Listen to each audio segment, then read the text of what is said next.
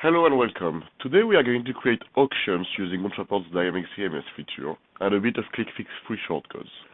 We will not be discussing what happens after the auction, the payment part, because for this you can just go back to case study 1 and 2, pay what you want. So, auctions. To create an auction we need just two objects. The first object will be an auction object, in which we'll add a few fields, the product name, the starting price, the image, and the end date and time. Then we need one relationship where one contact will have many auctions, and the auctions will have one auction owner only. So that's it for our first object. Second object will be our bid. So for a bid, all we need as a field really is a price. Like, you can make it more complex, but all we need is a price field, bid amount. Then the relationships will do the job here. So first we have a one-to-one relationship with auctions for the winning bid and the winning auction. Then we have a one-to-many relationship between auction and bids. So one auction will have many bids, right? And then we'll have a relationship between contact and bids, because one contact can have many bids. And de facto, this creates a many-to-many relationship between auctions and contacts through the bid object, similar to tickets for events, you know. Okay, now that this is done, we can move on to our pages.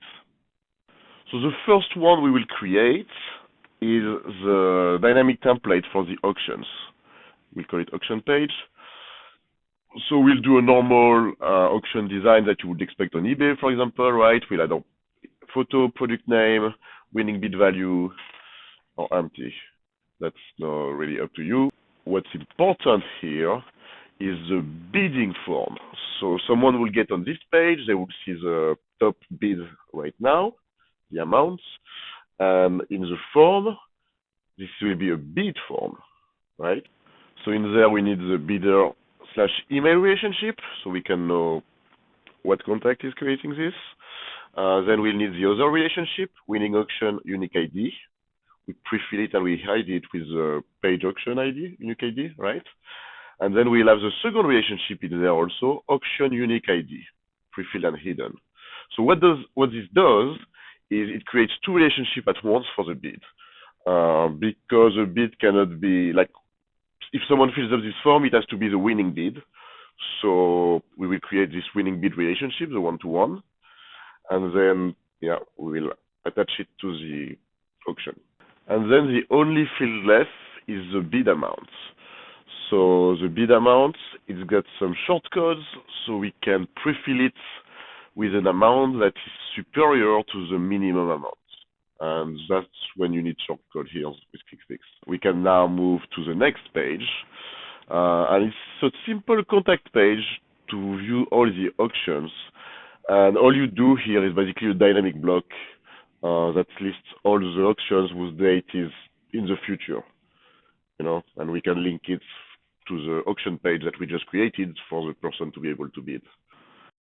And that's pretty much it, really. I'm going to create another page now so we can add a new auctions.